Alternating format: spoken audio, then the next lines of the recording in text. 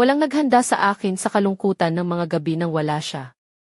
Hello, ako si Mara, 28 taong gulang. Ilang buwan na ang nakalilipas nang lumipat ako sa bahay ng nobyo ko sa isang maliit na bayan sa probinsya ng Laguna. Akala ko noon, ang buhay magkasama namin ay magiging parang pelikula, puno ng tawanan, kwento at masasayang sandali. Ngunit hindi ko inakala na ang realidad ay puno ng katahimikan at pag-iisa, lalo na sa mga gabing wala si Carlo dahil sa kanyang trabaho. Nakatira kami sa isang simpleng bahay na gawa sa kahoy sa gilid ng bayan, napapalibutan ng mga taniman ng palay at mga punong mangga. Sa umpisa, ang katahimikan ay tila isang biyaya, nagbibigay ng kapayapaan sa akin. Pero habang tumatagal, unti-unting naramdaman ko ang bigat ng pagiging mag-isa. Si Carlo ay nagtatrabaho sa gabi bilang gwardiya sa isang pabrika sa bayan ng Santa Rosa. Palagi niyang sinasabi na pansamantala lang ito hanggang sa makapag-ipon kami para sa isang magandang sasakyan o bakasyon sa Batangas. Naiintindihan ko siya, pero ang mga gabi na wala siya ay napakahirap tiisin. Kasama namin sa bahay ang aso ni Carlo, si Bantay, isang matangkad at mabait na aso na parang batang palakaibigan. Mula noong unang araw, sinusubukan niyang mapasaya ako sa mga malalaking mata niya at sa mga palpak niyang galaw. Madalas sabihin ni Carlo na si Bantay ang aming matapat na kasama na hindi kailanman magtataksil. Pero hindi ko agad dinanggap ang ideya na papasukin siya sa loob ng bahay. Marahil dahil sa mga nakagawian o paniniwala na ang mga aso ay dapat na nasa labas lang, hindi bahagi ng personal na buhay namin. Kaya sa bawat gabi, ako'y nag-iisa sa sala, nakikinig sa mga tunog ng hangin at mga kuliglig sa labas. Takot ako sa dilim at aminado ako dyan. Mas lalo itong tumindi kapag umalis si Carlo sa gabi at naiwan ako kasama si Bantay sa bahay. Pumutok ang puso ko sa bawat kakaibang tunog, kahit alam kong hangin lang iyon o si Bantay na naninimdim ng paligid. Isang gabi, habang nakabalot sa mainit na kumot at may hawak na tasa ng tsaa, narinig ko ang mahina at dahan-dahang pagkamot sa pinto. Si Bantay pala ang nagkakamot, parang humihiling na papasukin. Nagdadalawang isip akong bumangon, pero nang buksan ko ang pinto, pumasok siya agad, nilingon ako gamit ang mga matang puno ng pag-asa, na para bang sinasabi, pakiusap, ngayong gabi lang.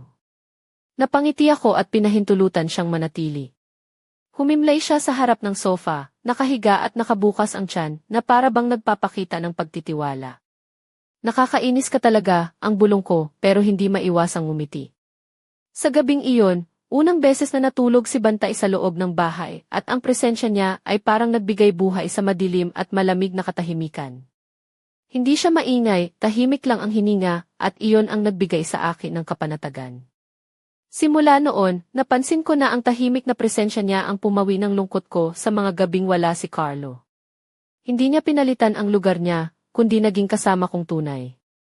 Sa unang pagkakataon sa mahabang panahon, naramdaman kong hindi ako nag-iisa. Nung nakahiga ako sa kwarto, tinawag ko siya, Bantay, halika rito. Agad siyang lumapit, kumaway ang buntot at humiga sa aking mga paa. Pinanood ko siya at naisip kong baka matagal ko na siyang tinanggihan nang hindi ko namamalayan. Sa sandaling iyon, naintindihan ko na bahagi na siya ng mundo ko. Hindi ko inakala na iyon ang simula ng isang bagong yugto ng buhay ko, na magbabago ng aking pananaw sa pag-ibig, pagkakaibigan at katapatan. Bagamat nahihirapan pa rin akong masanay sa mga gabi na wala si Carlo, unti-unti kong natutunan na sa piling ni Bantay, may liwanag pa rin sa dilim. Ngunit alam kong marami pang pagsubok ang darating na hindi ko pa handang harapin.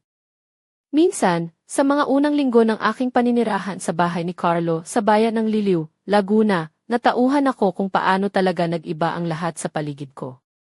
Ang simpleng araw-araw namin ay puno ng mga tahimik na sandali habang si Carlo ay abala sa kanyang trabaho bilang gwardiya sa pabrika tuwing gabi. Ang mga gabi ko noon ay tila walang katapusan, nagsisimula sa paglubog ng araw hanggang sa sumikat muli ang araw, at ako'y nag-iisa, naghahanap ng aliw sa mga maliliit na bagay. Ang bahay namin ay isang maliit na kubo na gawa sa kahoy, may maikling bakuran na puno ng mga bulaklak at halaman. Sa gilid ng bahay, may mga punong mangga na tumataas at sumasayaw sa hangin tuwing may malakas na simoy. Sa labas, malimit kong marinig ang mga kuliglig na tila nag-aawitan habang ang buwan ay unti-unting pumapailan lang sa madilim na kalangitan. Ngunit sa kabila ng ganda ng tanawin, ang katahimikan ay nagiging mabigat kapag dumilim na. Noong mga oras na iyon, si Bantay, ang aso ni Carlo, ay madalas na nasa labas pa rin. Palagi siyang naglalaro sa bakuran, naghahanap ng mga lumang laruan, at minsan ay sinusubukan niyang buksan ang pinto para makapasok. Hindi ko pa siya ganap na tinatanggap sa loob ng bahay noon. Para sa akin, siya ay isang bisita lamang na dapat manatili sa labas. Marahil dahil sa mga lumang paniniwala ko na ang mga aso ay dapat nasa labas lang, hindi kasama sa loob ng bahay, lalo na sa mga personal na espasyo. Habang lumilipas ang mga araw, napansin ko na si Bantay ay hindi lang basta aso. Sa mga gabing mag-isa ako, palagi niyang nilalapitan ang pintuan, naghahanap ng paraan para makapasok sa loob. Minsan, kapag ako'y nakaupo sa sala at nagbabasa o nakikinig ng musika, papalapit siya sa tabi ko at tahimik na humihiga, na parang sinasabing, hindi kita iiwan. Sa mga sandaling iyon, unti-unti kong naramdaman ang kanyang presensya bilang isang uri ng aliw sa aking kalungkutan. Hindi ko rin maikakaila na sa likod ng aking pagtanggi noon, may mga pagkakataon na ako'y napapangiti dahil sa mga kalokohan ni Bantay. Kung minsan, dala niya ang kanyang lumang bola na halos kalawangit na at nilalapit sa akin na parang nag-aanyaya siya ng laro. Gusto mo bang maglaro tayo? Tanong ko sabay tawa, at siya na may masaya sa tugon ko, tumatahol at umiikot sa paligid.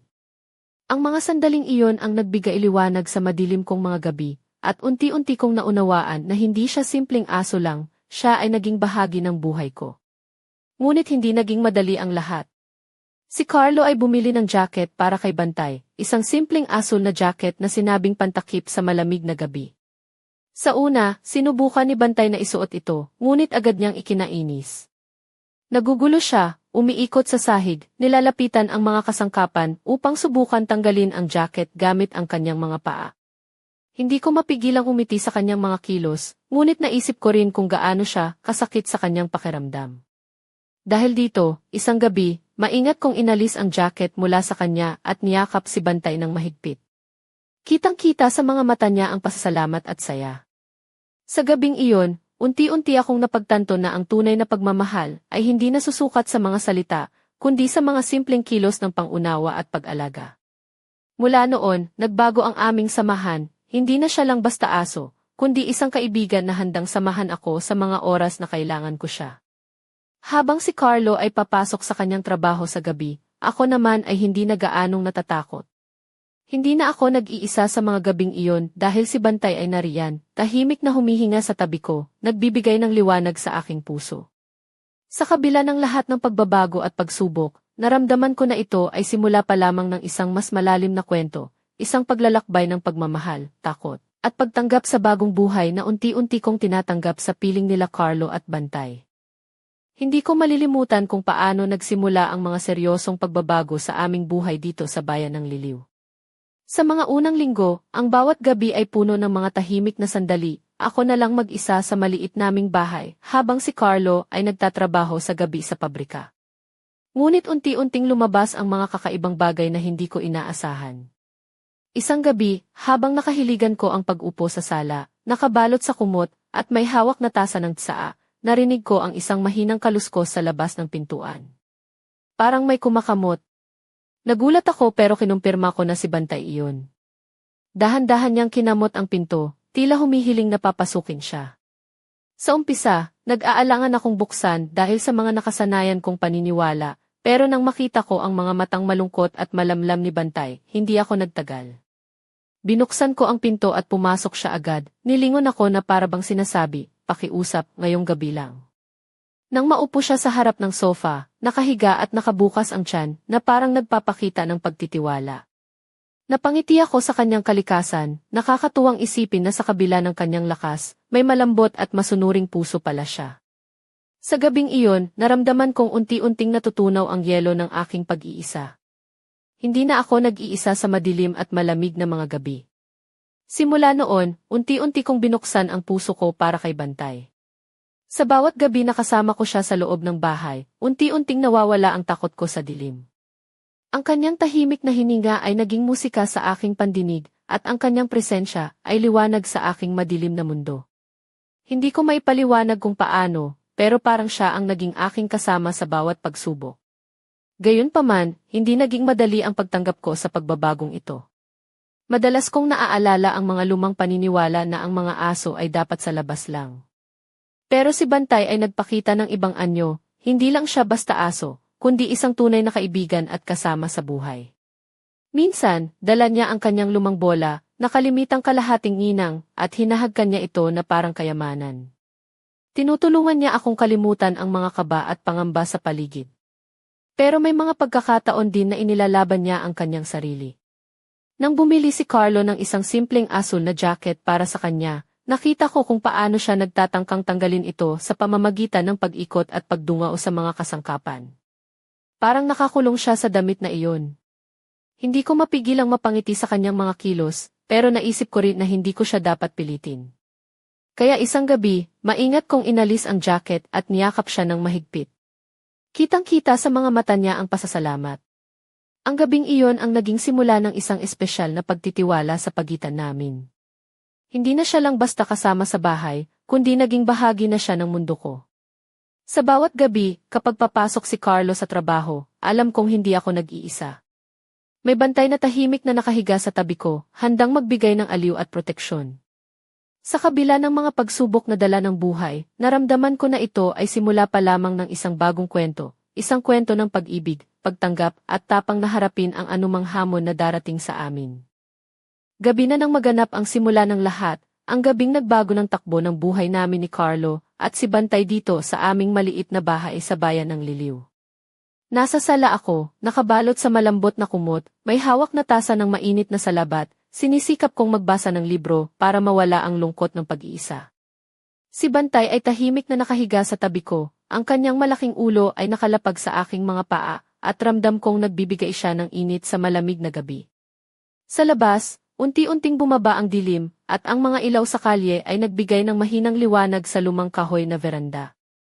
Bigla, may narinig akong kakaibang kaluskos, parang may paingat na naglalakad sa mga graba sa likod ng bahay.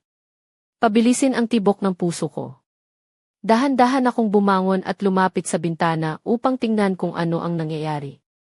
Ngunit ang dilim ay masyadong makapal, at tanging mga anino lang ng mga puno ang sumasayaw sa ilaw ng poste.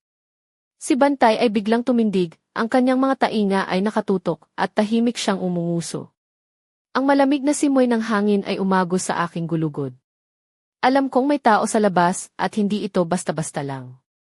Bumalik ako sa sala, niyakap si Bantay ng mahigpit, at napabulong, lahat ay magiging maayos. Ngunit sa kalooban ko, lumalaki ang takot, parang may mabigat na ulap na bumabalot sa aming bahay. Lumipas ang ilang minuto at narinig ko ulit ang kaluskos, mas malapit ngayon, mas malakas. Hindi na nakatiis si Bantay. Tumayo siya, ang dibdib niya ipalakpak sa mabilis na paghinga, at nagsimulang tahulan ng mahina at matatag. Alam kong ito na ang babala na matagal ko nang naririnig, pero hindi ko ito sineryoso noon. Dahan-dahan akong lumapit sa pintuan, inipon ang lahat ng lakas ng loob, at dahan-dahang binuksan ito. Ngunit wala akong nakita sa labas. Sa halip, may isang maliit na papel na nakalapag sa sahig ng aming pintuan. Kinuha ko ito nang nanginginig ang mga kamay, at binasa ang isang salita na nakasulat sa madulas at hindi maayos na sulat, "Umalis ka." Parang tumigil ang mundo ko. Ang puso ko ay tila tumigil sa pagpitik, at bigla akong lumingon kay Bantay, na ngayon ay mas alerto at may malalim na tingin. Sa unang pagkakataon ay naintindihan ko na hindi ito isang simpleng banta lamang, kundi isang babala na may mga mata at kamay na sumusubaybay sa amin.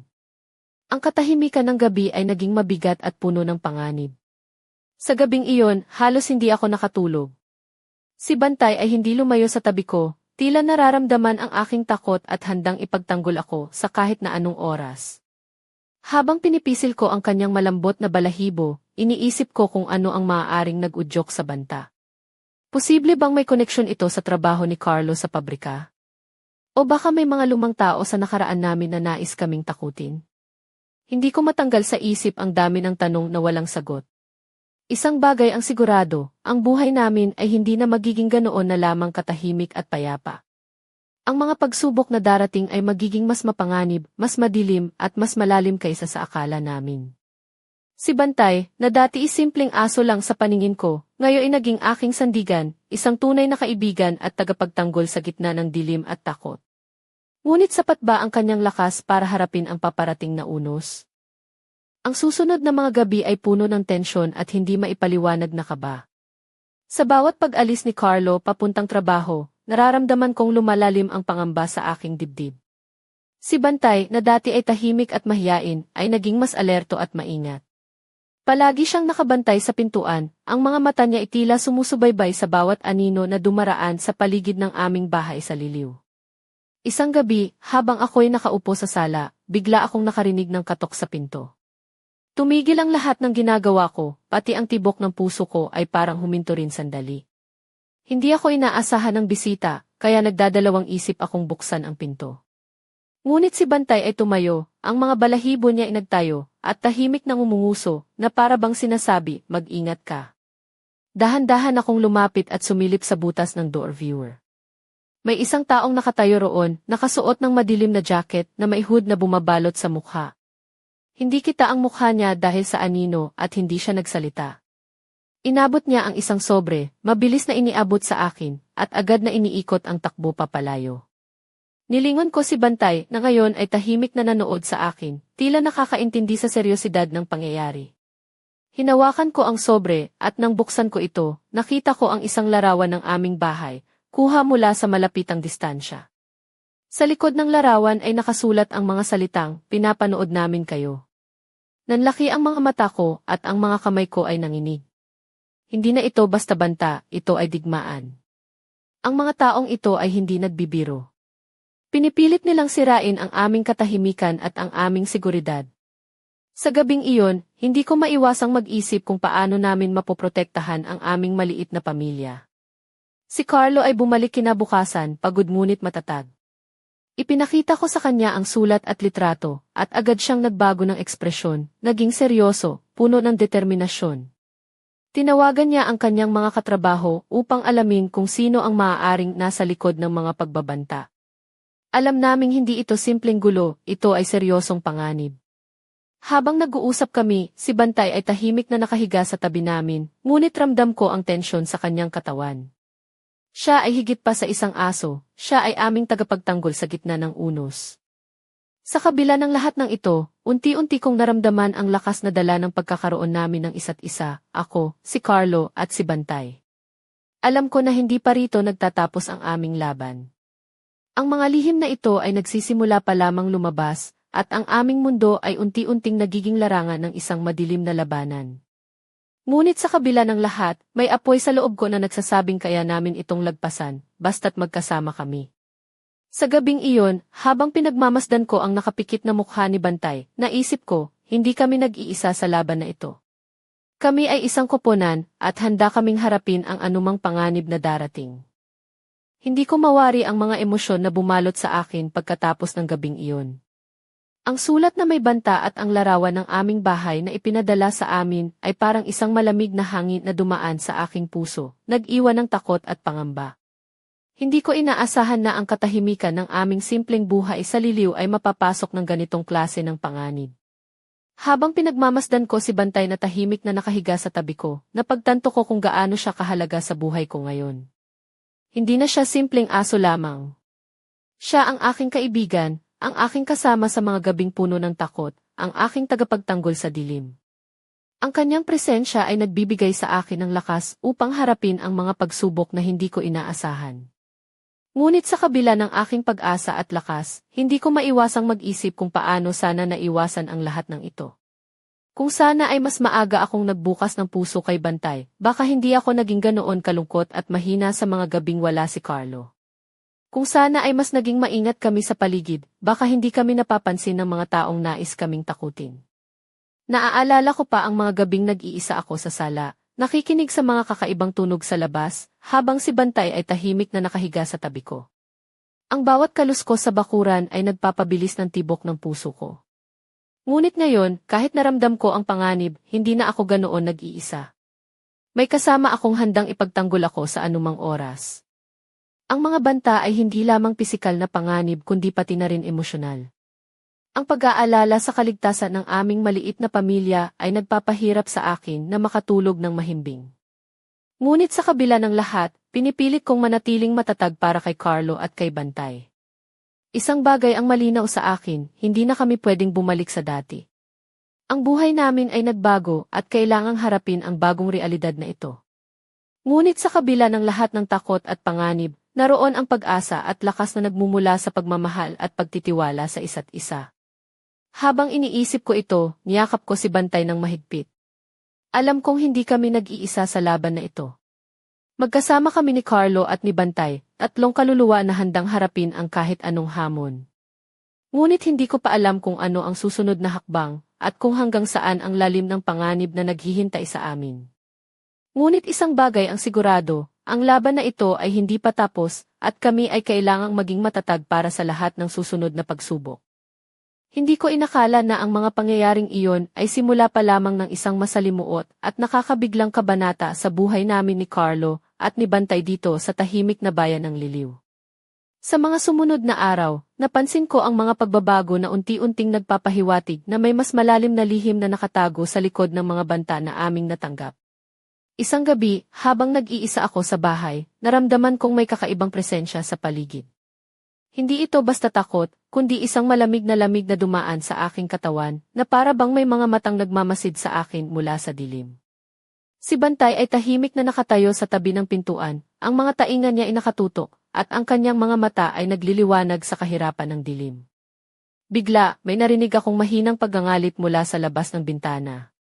Lumabas ako ng dahan-dahan upang tingnan, ngunit wala akong nakita kundi ang mga anino ng mga puno na sumasayaw sa hangin.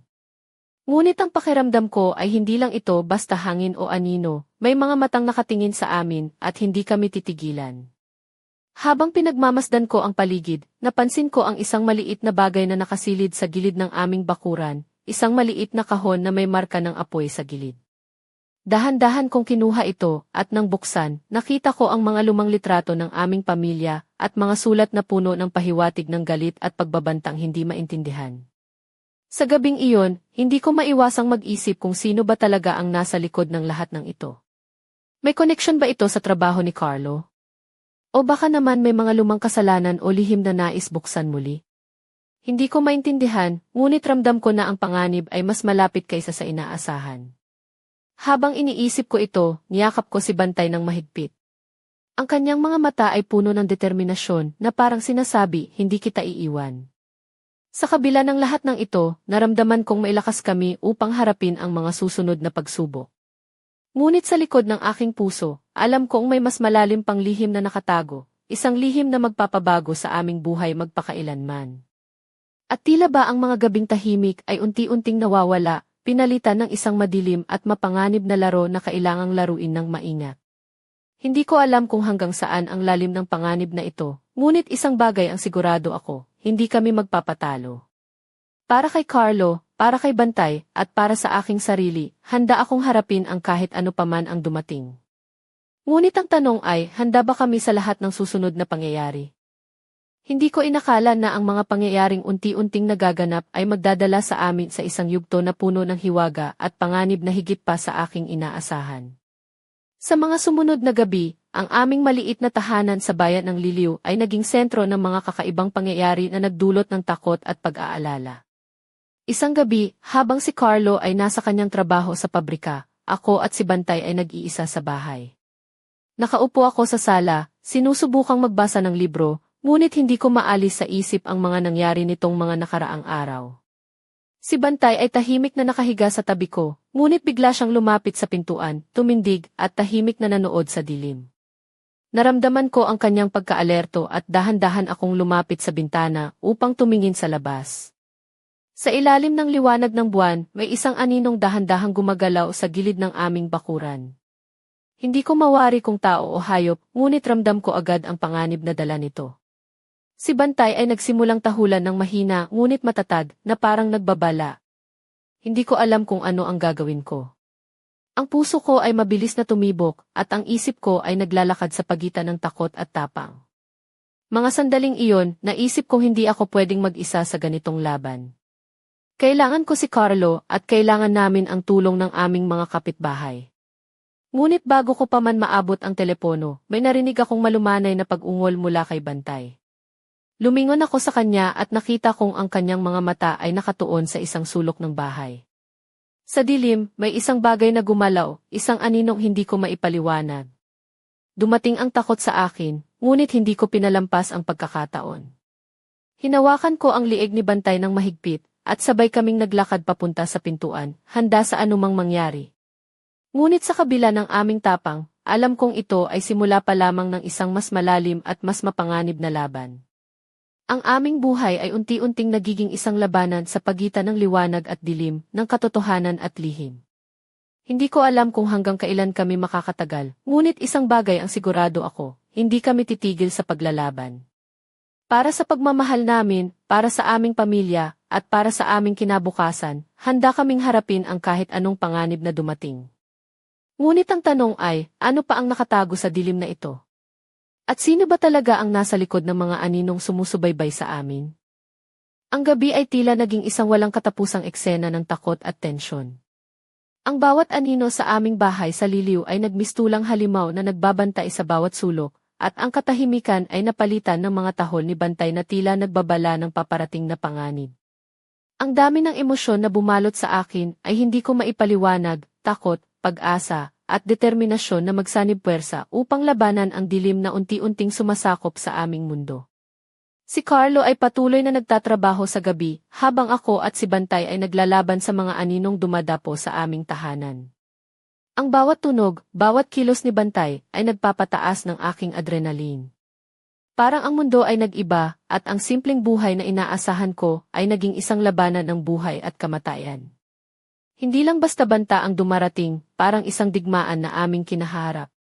Ang mga lihim ay nagsimulang lumutang, at ang mga taong nasa likod ng mga pagbabanta ay nagiging mas matapang. Ang bawat gabi ay isang pagsubok kung hanggang saan ang aming katatagan. Sa gitna ng unos, nahanap ko ang sarili ko na nakikipaglaban hindi lamang para sa aming kaligtasan, kundi para sa pagmamahal na nagbuklod sa amin, ang pagmamahal namin ni Carlo at ni Bantay. Ang aming maliit na pamilya ay naging isang matibay na pader na hindi basta-basta mabubuwag ng takot o panganib. Ngunit sa kabila ng lahat, may isang tanong na patuloy na bumabagabag sa akin. Ano ba talaga ang motibo ng mga taong sumusubaybay sa amin? Bakit kami ang kanilang pinili? At higit sa lahat, hanggang kailan kami makakatagal sa gitna ng madilim na mga aninong ito? Ang mga sagot ay nakatago pa rin sa dilim, ngunit ang aming determinasyon ay nagliliyab na parang apoy na handang sumiklab kahit kailan. Hindi kami papayag na ang takot ang magdikta ng aming buhay. Sa halip, gagamitin namin ito bilang lakas upang ipaglaban ang aming karapatan sa kapayapaan at kalayaan. At habang ang gabi ay nagiging lalong madilim, ang aming puso ay patuloy na naglalaban, isang labanan na hindi pa tapos, isang kwento na patuloy na sumusulat ng mga pahina ng tapang, pag-ibig at paghihirap. Ngunit ang tanong ay nananatili, ano ang susunod na hakbang sa madilim na larong ito? At sino ang tunay na kalaban na dapat naming harapin? Ang mga araw ay nagiging gabi, at ang gabi ay nagiging isang malupit na laban na puno ng takot at pag-aalinlangan. Sa maliit naming bahay sa bayan ng Liliw, naramdaman ko ang bigat ng bawat sandali, ang bawat paghinga, bawat pagtingin kay Bantay, at bawat paglapit ng dilim ay nagdadala ng bagong hamon. Isang gabi, habang naghihintay ako sa pagbabalik ni Carlo mula sa kanyang trabaho, naramdaman kong tila unti-unting bumabalot ang isang malakas na puwersa sa aming tahanan. Si Bantay ay tahimik ngunit mapagbantay, ang kanyang mga mata ay nagliliyab sa dilim, handang ipagtanggol ako laban sa anumang panganib. Biglang tumunog ang doorbell, isang tunog na matagal ko nang kinatatakutan. Dahan-dahan kong nilapitan ang pintuan, habang hawak ko ang liig ni Bantay ng mahigpit. Nang buksan ko ang pinto, nakita ko si Carlo, pagod, ngunit buhay at may determinasyon sa kanyang mga mata. Sa kanyang mga kamay ay mga pamilang pagkain, isang simbolo ng pag-asa at normal na buhay sa gitna ng kaguluhan. Nagyakapan kami ng mahigpit, at sa sandaling iyon, naramdaman kong kahit nagaano man kahirap ang mga pagsubok, hindi kami susuko. Ang init ng aming samahan, ang pagmamahal namin ni Carlo at ni Bantay, ay naging tanglaw sa madilim na landas na aming tinatahak. Ngunit sa likod ng aming mga ngiti at yakap, alam kong hindi pa tapos ang laban. Ang mga lihim, ang mga pagbabanta, at ang mga aninong sumusubaybay sa amin ay nananatili, naghihintay ng kanilang pagkakataon upang muling sumalanta. Habang pinagmamasdan ko si Carlo at si Bantay, naisip ko na ang tunay na lakas ay nagmumula sa pagkakaisa at pagmamahal. Kami ay handa nang harapin ang anumang pagsubok, at kahit na hindi namin alam kung ano ang susunod na kabanata, alam naming sabay kaming lalakad sa landas na iyon. Ang aming kwento ay hindi lamang tungkol sa takot at panganib, kundi tungkol sa katatagan, pag-asa, at walang hanggang pagmamahal. At habang ang gabi ay unti-unting lumalalim, naramdaman ko na kahit gaano man kadilim ang paligid, may liwanag na hindi kailanman mawawala, ang liwanag ng aming pagkakaisa. Ngunit may isang tanong na patuloy na bumabalot sa akin, sino ba talaga ang nasa likod ng lahat ng ito? At kailan darating ang sandali na malalaman namin ang buong katotohanan? Ang sagot ay naghihintay pa rin sa dilim, at kami ay handa ng tuklasin ito, ano man ang mangyari.